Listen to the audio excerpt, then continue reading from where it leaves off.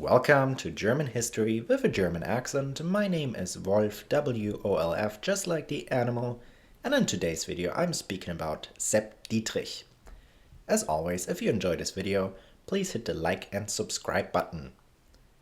Josef Sepp Dietrich was born on May 28th in the year 1892 in Havangen, a son of Pelagius Dietrich. Together with two brothers and three sisters, he grew up under poor circumstances. He was drafted into the Bavarian army in the year 1911 and served in the 4th Field Artillery Regiment König, but due to an injury he was dismissed only 4 weeks later, but returned as a volunteer upon the outbreak of the First World War. He served mostly on the Western Theater, where he was awarded with both classes of the Iron Cross.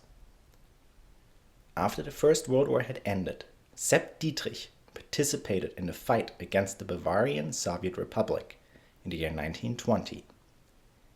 He served in the Bavarian police force from the year 1920 until 1924. Dietrich had to leave the police after his participation in the failed Hitler Putsch in the year 1923. Sepp Dietrich joined both the NSDAP, the National Socialist German Workers' Party, and the Schutzstaffel SS in May 1928, where he established the first SS Standarte and became a trusted person to Adolf Hitler and his personal protector. Since the year 1930, Sepp Dietrich was a member of the German Reichstag. After the Nazis took over power in the year 1933, Sepp Dietrich became the commander of the Leibstandarte SS Adolf Hitler. Dietrich was present and participated in the Night of the Long Knives, when SS commands arrested and executed high-ranking SA members, including Ernst Röhm. For his participation, he was promoted by Adolf Hitler to the rank of SS Obergruppenführer, which corresponded to the rank of General in the Wehrmacht. In this position, Sepp Dietrich also participated in the occupation of Austria in the year 1938, better known as the Anschluss, as well as the occupation of the Sudetenland and the Czech lands. When the Second World War started, Dietrich's motorized infantry regiment participated in the Poland and the West campaign. Already in the first days of the war, Dietrich and his units committed war crimes by setting villages on fire, wearing civilian clothes or uniforms of the enemy, as well as the shooting of Polish Jews and British prisoners of war. During the West campaign, Sepp Dietrich was awarded the Knight's Cross of the Iron Cross. In early 1941, Sepp Dietrich participated in the Balkan campaign before his regiment was upgraded into a motorized division in June of the year 1941, with whom he participated in Operation Barbarossa as part of the 1st Tank Group under Army Group South. Advancing in the southern Soviet territories, Dietrich's units participated in the Battle of Uman, crossed the Dnieper River, and conquered the city of Rostov, for which he received the oak leaves to his Knight's Cross of the Iron Cross.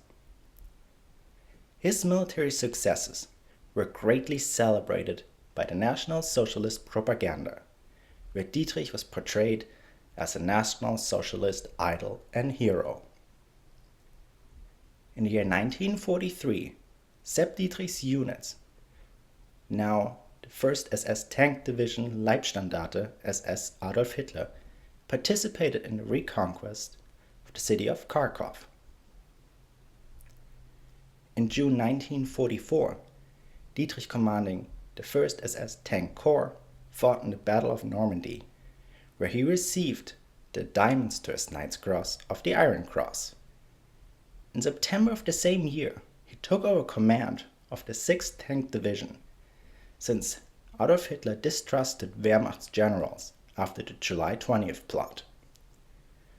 After the Battle of the Bulge, Dietrich's army was transferred east again to support the encircled German troops during the Battle of Budapest. At the end of the Second World War, Sepp Dietrich was the military city commander of Vienna, where he ordered to destroy the St. Stephan's Cathedral because it was displaying white flags. This order, however, was not carried out by his subordinates. On May 8, 1945, he surrendered with the rest of his troops to US General Patton.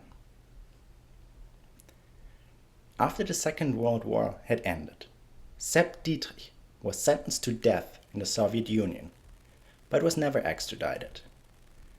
In the Malmedy massacre trial in the year 1946, he was sentenced to life in prison, but was released in the year 1955. And in a court in Munich, he was tried and convicted for his role during the Night of the Long Knives. He was sentenced to another 18 months, but only served 6 due to heart issues. He died on April 21st, year 1966, at the age of 73. Most of the attendees at his funerals were former SS comrades of the man who remained a convinced National Socialist through all of his life. Thank you so much for watching.